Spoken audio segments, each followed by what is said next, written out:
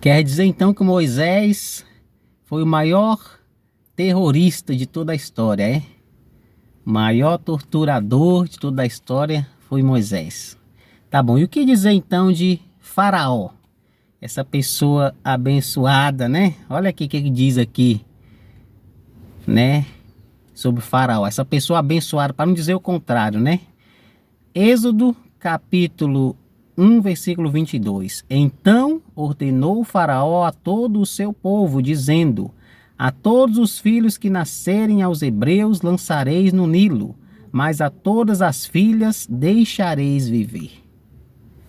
Isso aqui, né?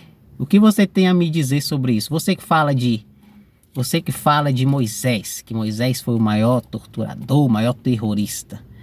Essa atitude de Faraó aqui, você acha bonita, positiva? É fichinha, em relação ao que Moisés fazia? Então me explica aí qual foi esse crime tão grave que Moisés cometeu para você estar ignorando essas barbaridades, essa barbaridade que Faraó fez aqui.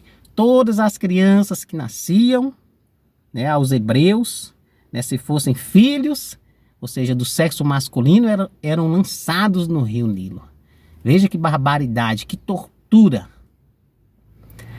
Então Deus envia um homem para libertar o seu povo, né, desse massacre, mas esse homem agora é criticado porque libertou o povo desse sofrimento, né? E contra Faraó não é falado nada. Faraó, né, era uma ótima pessoa, né? O problema são os personagens bíblicos usados por Deus, né? E detalhe, vocês também ainda falam que Moisés não falava com Deus, que ele não tinha o poder de Deus, que ele agia por conta própria para se promover. Que, nossa, tá viajando demais, porque, meu amigo, como Moisés faria todos aqueles sinais diante de Faraó, transformando água em sangue, mandando todas aquelas pragas, né, de rãs,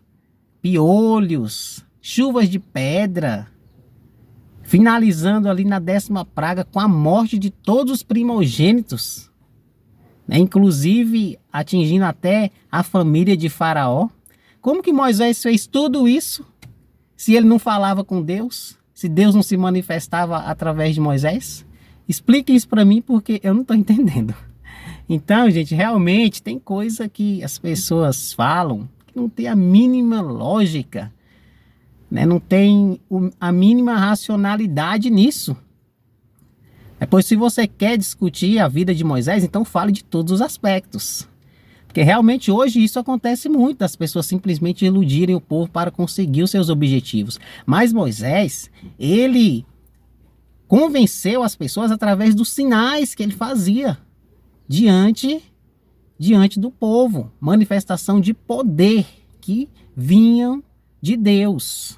Tá bom? Então não tem como você dizer que Moisés era um homem normal, que ele não falava com Deus, que ele não tinha comunhão com Deus. Porque então você tem que me explicar como ele fazia todos esses sinais.